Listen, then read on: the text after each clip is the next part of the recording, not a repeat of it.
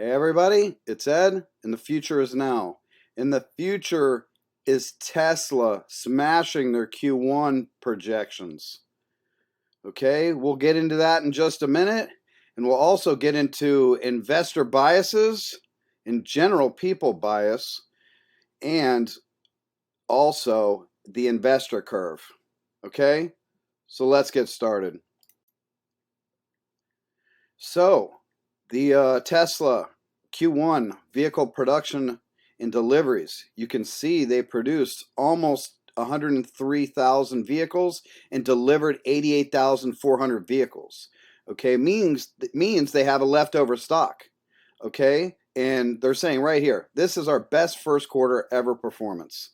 Okay, this is huge. But if you want to go into detail about this, definitely check out Rob Maurer's channel, Tesla Daily, and HyperChange with Gali. Okay, Gali just posted a video not too long ago, and he talks about the deliveries and everything a little bit more in detail. So I'll let him handle that type of stuff. I want to get into the chart and the effects of the chart. So the main thing, I guess, is this is huge. This is big news for Tesla in long-term view. This is gigantic. Okay, this means that this company once again is super solid. It means once we're done with this global crisis, they're not going to have an issue with demand. People are going to want these vehicles. This is massive going forward. I don't really care where the stock is now or even in the next month or two or three. It might go down, whatever, and that's fine. But the key thing here is that is a long-term boost today, and the stock reflected it. So what usually happens in a situation like this, it's kind of like when they report earnings and it spikes. What comes out of it? It starts with an F, ends with a G. I talk about it about 1 billion times. Yeah, it's a flag. Okay. And this is what happens. It gets boosted up super high, it draws back, and it goes into this kind of wedge that looks like a flag. And then it breaks. In this situation, normally it would break north because it's good information, it's good news for the company. So, but I expect a flag to form. You can see the white arrow gapping up right around 5:30, which basically erased the last few days of negativity for Tesla. And then you can see it, my arrow popping down and then popping back up. We will run into some sort of flag there. That's what I project. I mean, I could be wrong, but I've seen this happen so many times, it's just, to me, obvious. It could potentially go even higher, though, before it goes into any flag at all. So it could boost up again before it does that. It doesn't mean it's automatically going to draw back. So that's one caveat there in that situation. Okay, the next thing I wanted to get into is the actual curve, okay? The investor psychological curve. Now, first of all, I want to give a big shout out to the Wolf of Dubai. Great channel. If you follow anything about stocks, you've got to check his channel out. He has a lot of great input, a lot of great information. He does quality videos, and he's a nice guy. He checks your emails, he checks your messages, he reads everything. All around great channel. Got to give him credit for that. But I wanted to go into this investment curve and what it means. So last night I was having a psychological debate with my wife. She actually has a master's in mental health counseling. Yeah, thanks, babe. And anyway, so we were going over this chart, and I was like, "Well, where are we? I mean, what do you put us at in this situation?" Before I even told her where I thought we were, and she says, "Well, I think we're somewhere between probably fear and desperation. We're not panic mode quite yet. So, but we're past the denial stage." And this is what I put as well. I mean, this is basically what I thought before she even said anything. And you got to understand, this is what happens, in the cycle, going from that bull market to a bear market back to a bull market. Now, the one thing I have to note is this isn't a normal cycle, okay? This is something that came out of nowhere. It didn't really, it wasn't caused by the financial markets, but it's causing pain to the market. So it's a different thing. So I don't know if it's going to follow actually this curve, Okay, but this is a standard curve. And the bottom line is you want to be buying at the point of maximum financial opportunity. Okay? So if you think that's where we're at, then that's where you should be buying. If you don't think that's where you're at, then you should wait until you get to that spot. I guess that's the general theme of it all. So the next thing we have to cover today, and hopefully I can cover it a little quicker, is investor biases or just biases that are made by individuals. Okay, but first I have to give another shout out. So Justin from Blaze Capital was talking about this the other day, and I was on his stream today, watching his streams, and his streams are great. And I basically, I asked him, like, hey, I didn't want to kind of step on his toes, so I was like, hey, do you mind if I do a video on these biases? Because he points them out all the time, and I think we need to dive a little deeper into each one of them specifically. So he's a cool guy, and he said, yeah, no problem. Just throw me a shout out. So that's what I'm doing. So I'm going to kind of wing it here, okay? And meaning I don't have a script or anything, and I hardly ever do a script if you guys know me anyway. But in general, I just want to talk about them a little bit briefly. So the anchor bias, number one, okay, people are over reliant on the first piece of information they hear.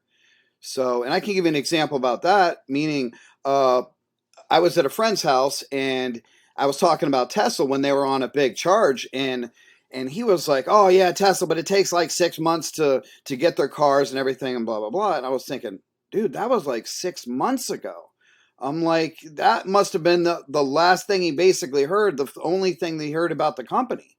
I'm like, that's ridiculous. So that was an immediate bias. That was a total bias based on information that wasn't even current. Anyway, availability heuristic.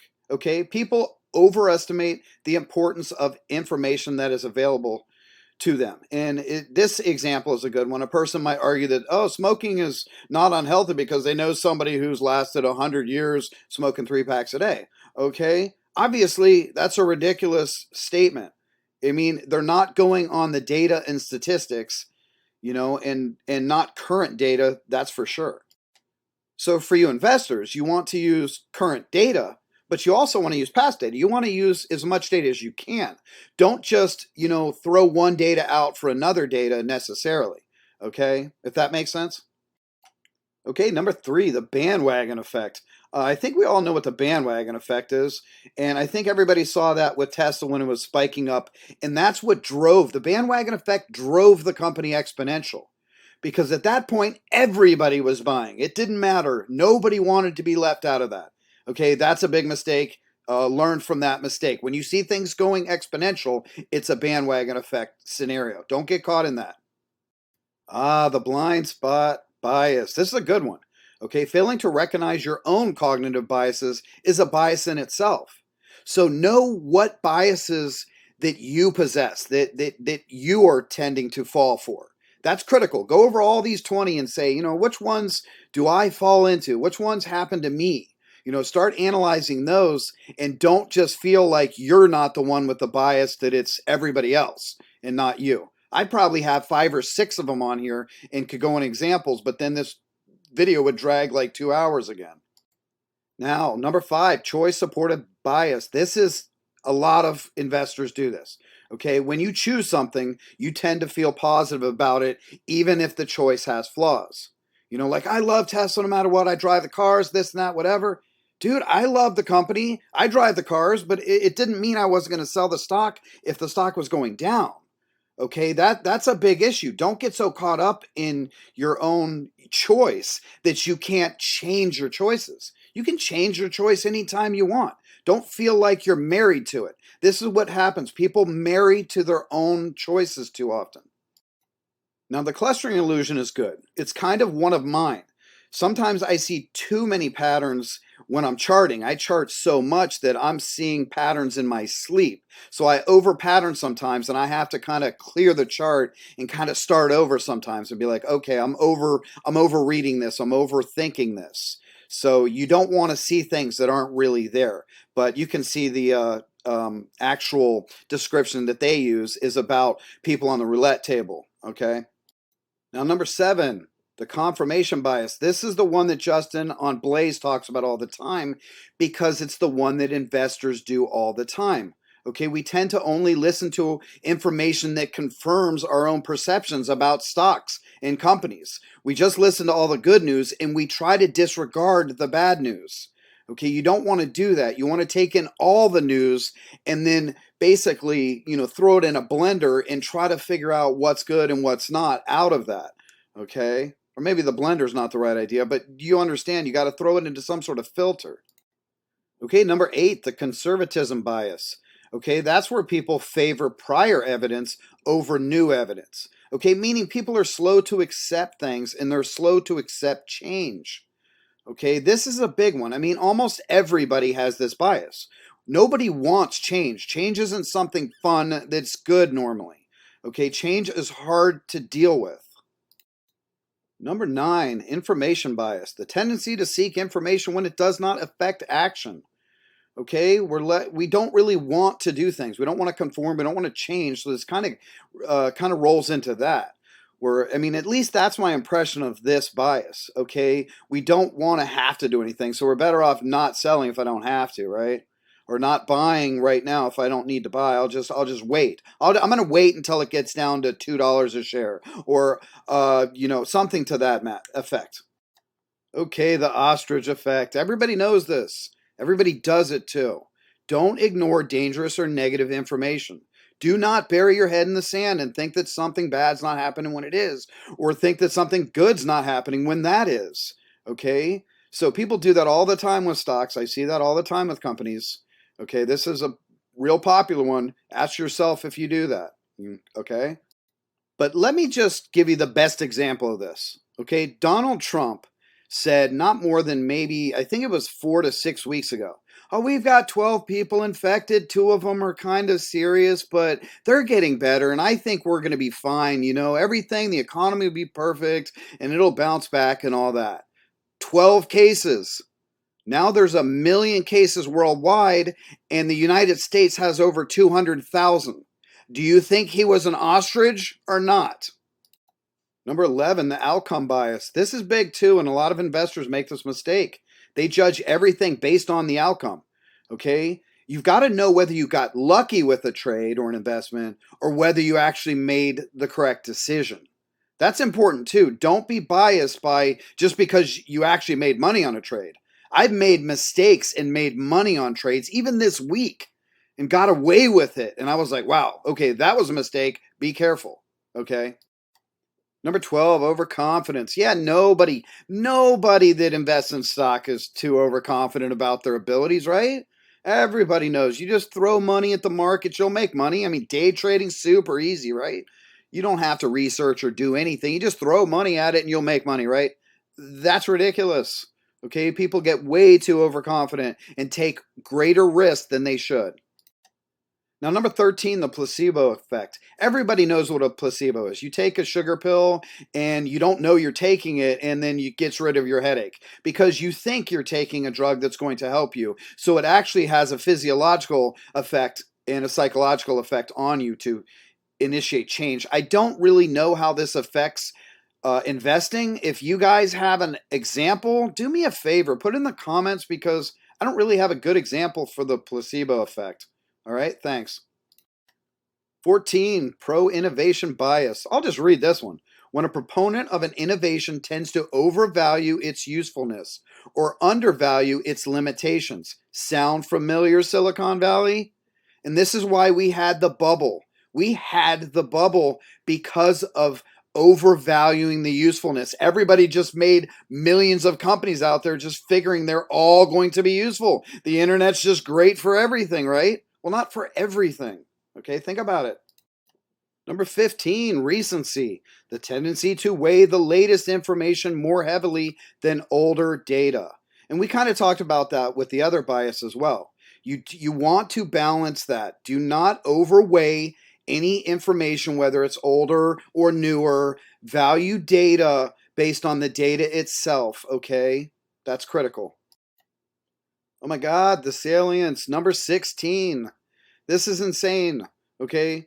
Okay, our tendency to focus on the most easily recognizable features of a person or concept. Now, for example, here they talk about when you think about dying, you might worry about being mauled by a lion, but statistically, you're going to die in a car accident most likely as opposed. Now, here's the thing. I mean, I see this in people all the time, and especially even my own family members, where they don't value statistics anywhere near correctly. You know, they're just like, well, I saw in the news that 6 people died of this, and it's like, six? Do you not? 6 people died of XYZ thing in the last 5 seconds. What are you talking about? 6 people this year died of something? You have to look at things in a big concept. Everybody was doing that when it came to this epidemic that we have as well. The bias was always comparing it to the seasonal illness. Okay, oh, it kills 36,000 people a year every year. Well, maybe we shouldn't have that either. But still, you can't do that. You can't compare things like that and just make it part of your information. That is a massive bias, and that potentially caused the lives of thousands, if not tens of thousands of people in this situation we're in right now. Now, another one, 17, selective perception. This is another Tesla one. Okay, it's allowing our expectations to influence how we perceive the world. Okay, I expect Tesla to be at 5,000 a share, but I don't expect them to be there next year or 2 years. Okay, I'm more realistic about that. People have these crazy expectations of them happening super quickly. And then you top on what we're dealing with now, and now you're making it even harder for certain situations. So watch that perception, selective perception situation. Okay. So nobody stereotypes Tesla, right? I mean, it's an electric car, man. Electric cars are crap. Man, you should buy a Chevy, man. You should buy a Corvette or you should buy a Ferrari if you want a sports car or whatever. Hey, I'm a super and sports car enthusiast, but you don't want to stereotype even companies, even products, because products 10 years ago were terrible. The electric car was a golf cart joke. Even Elon Musk talks about that all the time. He wanted to change that stereotype, and he did successfully. 19, survivorship bias. Okay, I'm just going to give you the example here. For instance, you may think that being an entrepreneur is easy or being a day trader is easy because you haven't heard anybody who's gone broke because of it. That does not make it. That's the survivorship. Okay, you're misjudging a situation because you've never heard of any outcomes that have led to disaster. Okay, it doesn't mean you have to base everything upon it, but that bias can come into play. And you're seeing it now with a lot of people jumping into day trading. Okay, it's dangerous out there, especially now to day trade. And finally, number 20, zero risk bias. Sociologists have found that we love certainty, and so do the markets. They love certainty. When we have uncertainty, we have volatility. When we have certainty, we start getting that strong bullish trend. Okay, right now, do we have certainty? Ask yourself that right now with the markets. That's critical as well. Okay, and they say it right here, eliminating risk entirely means there's no chance of harm being caused. Okay, this is why I'm massively leveraged to cash.